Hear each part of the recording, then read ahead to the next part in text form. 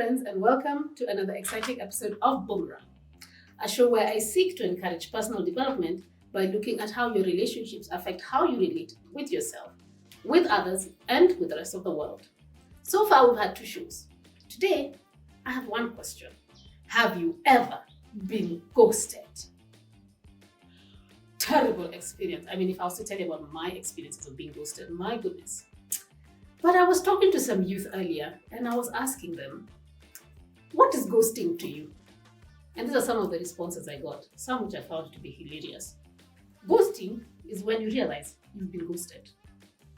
There are a number of ways of realizing that. The other thing they told me is ghosting is when I talk to your friends and not talk to you, and I make it apparent. So how do you make it apparent? They can invite your friends for a party and not you. Ghosting is taking selfies with somebody and using an emoji on their face and then captioning it. But some people. Ghosting is all about the victim. In what sense? The victim must feel ghosted. And if they don't feel ghosted and it hasn't worked, try again and make sure they feel ghosted. Ghosting is when I can't view your status. I can't see your profile picture. Ghosting is when you no longer blue tick me. Ghosting has to be intentional. You can't ghost somebody by mistake. Also, ghosting is when an insecure person interprets your silence as ghosting, meaning that you've not really ghosted them, but there's something about them that's making them feel that you're ghosting them. And actually what they say is that you're really not far from the truth. Ghosting can also be done physically. So I was like, how do you ghost physically? So if I meet you in public and I look at you and we lock eyes, all I see is air. Ghosting can also be done if symptoms persist. For example, if you tell somebody, I no longer to see you, and you've explained yourself, and they continue pursuing you, then what do? Ghost them. People would rather avoid conflict or uncomfortable situations by ghosting. In fact, these youth told me, Ukighostiwa, GHOSTIKA tafadhali. How far is that from what many of us experience? This thing called ghosting. Everybody's been ghosted at some point in time. You think you're in this wonderful relationship, everything is working, and you're talking and exchanging information and kissing emojis and what have you, and then one day they just stop.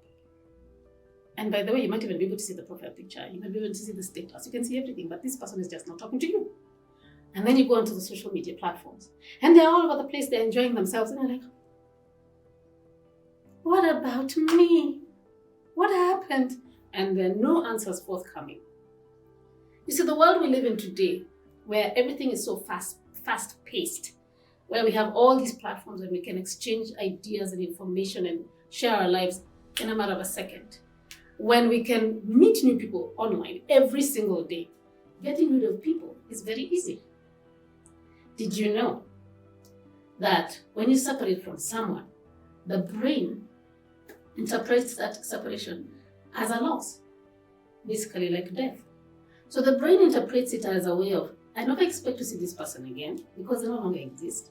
And so automatically you must go into a grieving season. But if every day you're seeing this person on social media, moving on like you never existed, how on earth are you expected to grieve and move on? It's virtually impossible. In fact, you keep repeating the trauma of the loss every time, because then you see them and then you don't, and then you see them and then you don't. It becomes almost impossible to move on. So what's the problem here? Ultimately, everybody is looking to connect with somebody else.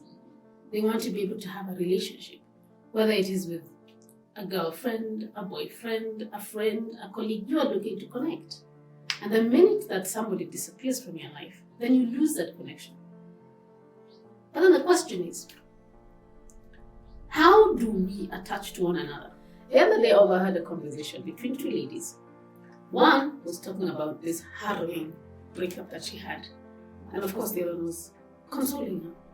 And she went on and on about, oh, I did all this and I did all that and everything, and it all just ended up becoming nothing. And so her friend asked her, so what is your attachment style? I thought to myself, what is this thing that I've heard people talking about, which is, what is your attachment style? So I did a little bit of digging. I read up a little bit on it. And apparently, there are 3 ways you can attach. You can attach from a point of anxiety, you can attach from a point of avoidance, and you can also attach from a point of security, secure attachment. But that was still not enough. I decided to do a little bit more digging into how do we form these attachments. And what I found out was there are only 2 primary ways of attaching. One is you attach through a love bond, or you attach through a fear bond. What's the difference? A love bond is desire driven. I desire to be with you. I desire to be with you because I like what you're all about. I like what I see.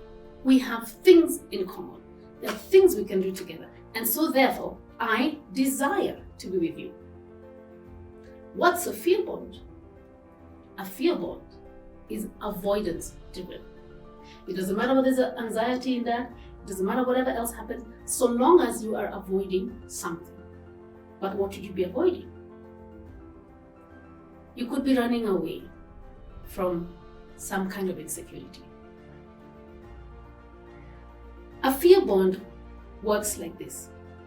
The closer I get to you, the scarier it gets. So then, what's the next automatic response? Withdraw, so that you don't get to know me. And the further I move away from you when I have withdrawn, then I start fearing that I'm losing you. And therefore, I seek to re-establish the closeness again. But that closeness is manipulated. It's not genuine. So, let's talk about this ghosting phenomenon again. So I was asking the ghosts, what happens when the ghostee accepts to move on? They come back and look for them. Why? Because they just want to see, what are they doing? What are they up to? Is it possible for us to talk again? And if that is possible, then how do I get you to come back? I'll send an emoji and see whether you respond. I will view your status so that you can see I was there, and hope you shall respond. I might even say hi and hope that you say hi back. And then you repeat the cycle again. You get close again, and then the fear comes back in, you withdraw, and then again, you seek to come back. And that is done through manipulation. And it can go on and go on into a vicious cycle. And then you get wrapped up in this vortex of, I love you, I don't, I'm in, I'm out, I'm here, I'm gone, I'm out. And at some point you say, I'm tired of the fighting, I'm not going to ghost you forever. So, is it possible, for example, for a person who is seeking a love bond driven by desire to meet somebody who has a fear bond driven by avoidance? It is possible. It happens all the time. Is it possible for such a relationship to become toxic? It is possible. Because many times those of us, or those who are driven by desire into the relationship, will experience some level of insecurity when the other person withdraws. And when that cycle repeats itself due to manipulation, then we form this kind of bond which is codependent. I love you. I love you too. But then I don't, then you don't, then why? It becomes codependent. And codependency can be very, very, very toxic to both individuals. Ghosting is not good. It's a very unhealthy way of relating with people. I discourage it, 100%. Doesn't mean that I haven't done it, but I discourage it. And the reason I discourage it is because it leaves people too damaged. It affects people's self-esteem. People don't talk about what their issues are, and you avoid conflict and uncomfortable situations, which are normal in any relationship if you are indeed going to grow. If you're the one who frequently ghosts, Unfortunately, where relationships are concerned, you will arrest your development. You will never be able to mature beyond, hi, I like, let's do this. It's looking difficult, goodbye. You will never be able to test your limits, to appreciate other people and to appreciate yourself in those difficult situations. For the person who's been ghosted several times, I completely identify. It's very painful. But I need you to know it's not about you. It's about the other person. And you mustn't give up trying to be in a healthy relationship just because somebody ghosted you. Like I said, there's going to be more as we go along, where we shall do even deeper dives into the dynamics of the modern day relationships. For the meantime, may restoration be your portion.